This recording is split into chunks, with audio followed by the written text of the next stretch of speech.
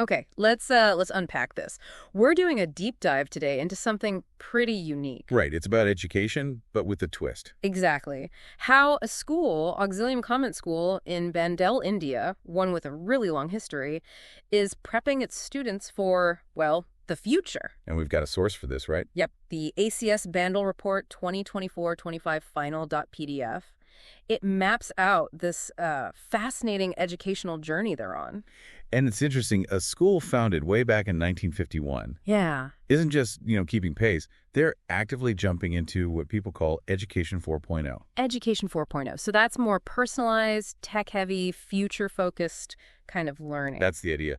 Less one-size-fits-all, more tailored and forward-looking. Okay, so the core mission here, what we're trying to understand, is how this school is empowering the next generation of female innovators, specifically through STEAM. STEAM science, technology, engineering, arts, and maths. But not just teaching them separately, right? It's Right. about weaving them together. Precisely. It's more holistic. The bigger picture, according to the report, is nurturing critical thinking, creativity, leadership skills, too. So developing really well-rounded individuals ready for whatever tomorrow throws at them. Exactly. Beyond just the academics. And something that honestly jumped out at me immediately, Auxilium Convent is exclusively for girls. Yeah, that's a key detail. The report suggests this actually creates a particular kind of learning environment. Especially for STEAM fields, I imagine. That's what's fascinating. The idea is maybe it offers a space where students feel perhaps more empowered, less held back by some of those, societal biases that can sometimes creep in. Yeah, that makes sense. Sort of leveling the playing field internally. Allows them to focus purely on their interests, their abilities in these areas, maybe more freely. Right. Building confidence in fields that, historically at least, might have been seen as more male territory. Now, this isn't just the school doing its own thing. They've teamed up with International STEAM Research, ISR, from the U.S. Ah, yes, ISR. And they bring a really specific, quite innovative approach. Which is? It's their AI-powered STEAM experiential learning methodology. AI-powered. Yeah. Experiential. Okay, break that down a bit. Well, it's not just sticking tech in a classroom. It's a whole philosophy. Hands-on experience is central, and AI helps guide and personalize that learning. And the report mentions a focus on sustainability, inclusivity. Yes, those are core pillars. Plus, interdisciplinary excellence. That word you mentioned earlier, weaving things together. Interdisciplinary, so showing how, science connects to art or tech to engineering, that kind of thing. Exactly that. Yeah. And it's not just a cool idea they dreamed up. It's grounded in solid educational principles. Like what? The report mentions Bloom's taxonomy, for instance, the different levels of learning, from just remembering facts up to creating something new. Okay, I know Bloom's. Higher order thinking skills. Right, and also the 4 C's of 21st century skills. Critical thinking, collaboration, communication, creativity. You got it. So ISR's activities are built around these frameworks, trying to ensure the learning is effective and well-rounded. Okay, so summing up the setup, we have this historic girls' school in India embracing this very modern Education 4.0 approach. Partnering with ISR. Using their AI-powered, hands-on, interdisciplinary method. Which is based on proven frameworks like Bloom's and the 4 C's. Got it. And this report, it's like the first snapshot, year 1. That's right. Academic year 2024-25. It details the start of what's planned as a 5-year journey. Kicked off April 8th, 2024. Chapter 1 of a potential transformation. Okay, great setup. So what does this actually look like for the students? What are they doing day to day? Well, digging into the outcomes. A huge theme is exactly that empowerment. Getting girls truly engaged in STEAM through, doing things. Actively learning. Yes. Building those future-ready skills that go way beyond just hitting the books. And they have a dedicated space for this. The report mentions the Happy Zone. Sounds nice. Huh? Yeah, the name's great, isn't it? It's their dedicated STEAM lab. The focus is clearly on making it engaging, dynamic. So not just desks and a whiteboard? Definitely not. The report talks about how they use all sorts of educational kits, different ones for different age groups, foundation, preparatory, middle school levels. Age-appropriate tools make sense? Like what kind of kits are we talking about? Oh, okay, this is where it gets cool. They mentioned educational UAVs. UAVs, you mean drones? Yep, drones. For learning about flight, engineering, presumably coding. Then there are Muse kits, humanoids for robotics. Actual humanoid robots. Seems like it. ARQ's augmented reality stuff. BBC microbits for coding. And, get this, an AI-powered robo-dog. Okay, hold on. An AI robo-dog in school? Apparently so. It paints a picture of a very, very modern learning space. That's definitely not chalk and talk. What's the thinking there? With something like a robo-dog? Well, the report suggests it makes learning about AI and robotics really tangible, engaging, less abstract. Ah, I see. So you can interact with AI in a playful way, but still learn. Exactly. It sparks curiosity, lets them see AI in action, not just read about it in theory. Makes sense. Takes the intimidation factor down, maybe. Makes advanced tech feel more accessible. I think that's the goal. And it's not just about playing with gadgets. The report is clear. The activities are hands-on, covering a broad range. Right. Robotics, obviously.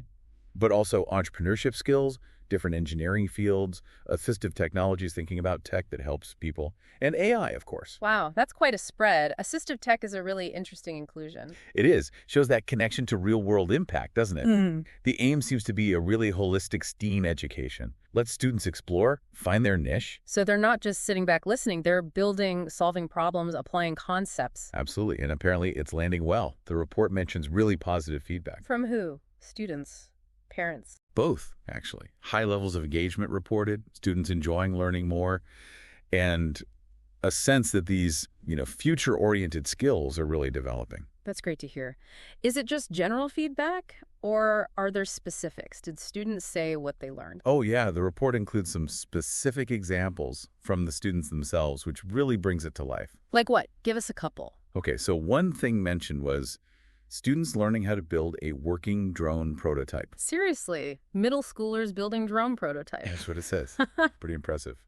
Others talked about exploring how AI could help with, like, ocean cleanup. Wow, connecting AI to big global issues like sustainability, that's significant. Right. Thinking critically about applying technology to real problems. Any other examples that stood out? Yeah. Learning about smart cities, the tech behind electric vehicles. Yeah. So understanding future infrastructure. Getting them thinking about the world they'll actually live and work in. Mm-hmm. And the experiences with that robo-dog came up again, and using Quick Draw AI, that Google experiment where AI guesses your drawing. Oh, yeah, I've played with that. It's addictive. So direct interaction with cutting-edge, accessible AI. It sounds like they're really getting to grips with this stuff, not just reading about it. Definitely sounds like it. Now, ISR's role, it seems like it goes beyond just providing the curriculum and the kit for the happy zone. That's a good point. Yes, ISR offers these broader platforms too. Yeah. To foster engagement, give students wider recognition. The report mentions Hutinar and Papers. Hutinar. Papers, what are those? Okay, so Hutinar is described as a global discussion platform. Basically, a virtual space for students to connect with peers, potentially worldwide. Okay, like online forums or debates? Something like that. The report says 35 students from Auxilium took part in 6 sessions. So they're exchanging ideas, presenting views on different topics. That's fantastic. Develops communication skills, gives them a global perspective. Exactly. It's not just inward looking. And then Papers. That's ISR's platform for students to actually publish research papers. Publish, as in proper research papers. Seems so. The report notes that 35 students collaborated to publish 6 papers, which is, pretty remarkable for school students. That's incredible. Doing research, getting it published, what a confidence boost and valuable experience. Absolutely. It feeds right back into that idea of nurturing confident, articulate individuals. They're not just learning stuff. They're creating knowledge, contributing. Okay, that's impressive. Now, ISR themselves, they don't just exist in a vacuum, do they? The report touched on partnerships. Right. This is where ISR's network adds another layer of value for schools like Auxilium. They have partnerships with universities, industry leaders. Like who? Report mentions companies like Google, IBM, Adobe, also thought leaders in different fields, and recognition from government bodies. It's quite an ecosystem. So how does that network actually help the students in Bandel? Well, potentially, in many ways. It brings expertise, resources, real-world connections closer to the school. Maybe opens doors for mentoring, internships down the line, exposure to cutting-edge industry stuff. Okay. So it bridges the gap between the classroom and the wider world of innovation. That seems to be the benefit. The report frames it as a significant advantage, boosting the opportunities available and the school's standing. Right. It really sounds like this whole Auxilium ISR collaboration is, well, pretty forward-thinking, very impactful. Yeah, empowering girls in STEAM, hands-on learning, future skills, the innovative frameworks. It's comprehensive. And you mentioned earlier it aligns with national policy, too. Yes, the report explicitly links it to India's national education policy, the NEP 2020.